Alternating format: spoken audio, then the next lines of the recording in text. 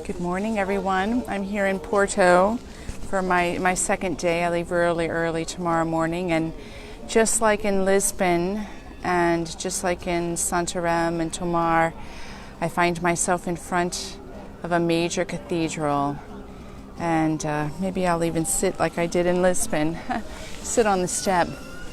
And today's theme is venturing into surrender. I love those two words, the word venture, which connotes adventure, and the word surrender.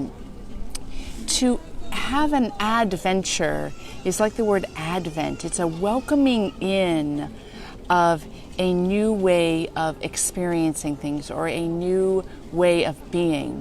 When I personally think about the spiritual path, for me it's coming into a new state of awareness, of knowing, a grasping that results in a way of being.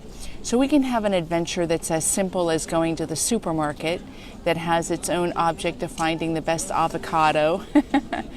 And we can have an adventure that opens us up to new horizons of the mystery of life and the mystery of ourselves. And part in my thinking and in my experience and my investigation, part of what is necessary to really engage the adventure is what we call surrender. It's a surrender of what we know.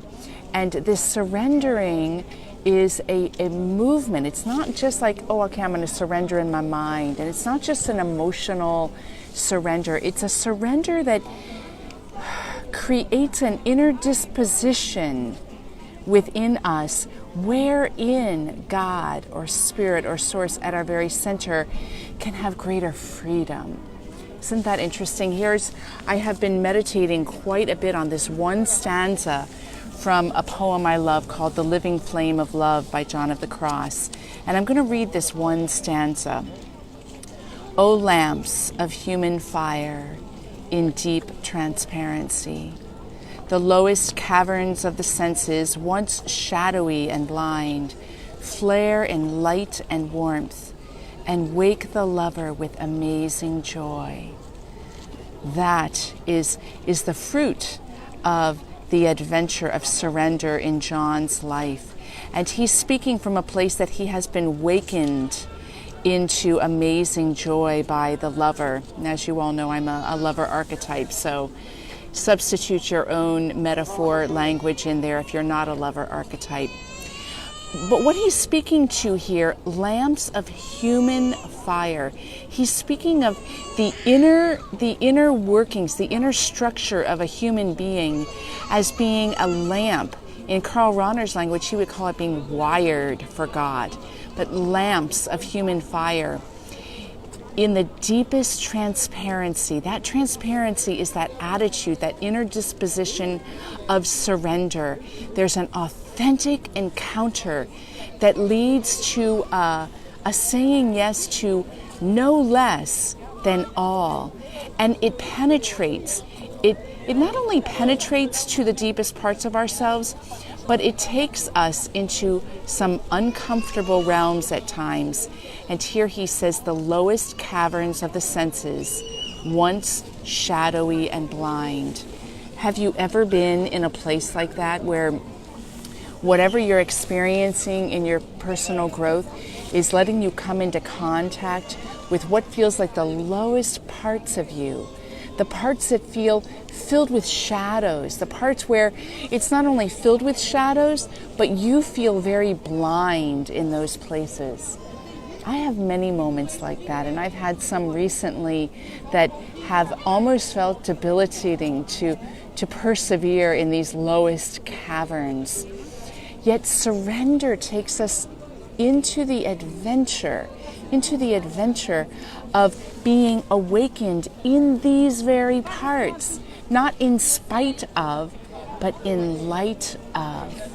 Because becoming the light, and I was talking with someone yesterday and we were quoting Mother Teresa of Calcutta, who said, so many people want to follow a light, want to see a light and follow it. Very few truly want to be a light.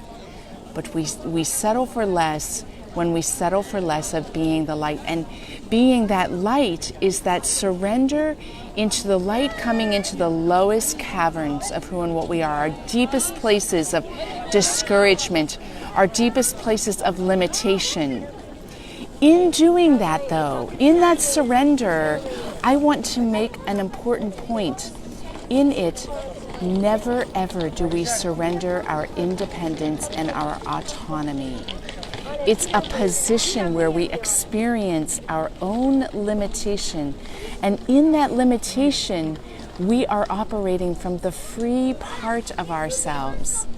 A song I love from my early childhood that we would sing at our Catholic masses goes like this, and this is what it speaks to. Take, Lord, receive all my liberty, my memories, understanding, my entire will. Give me only your love and your grace. That's enough for me.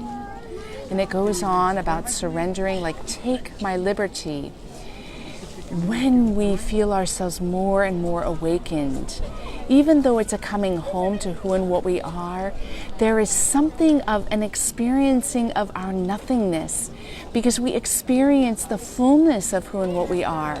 It's not a demeaning, I'm worthless, I'm dirt, though we may use that language. I did about 25 years ago, because it was the only way I could capture the fullness of what I was experiencing.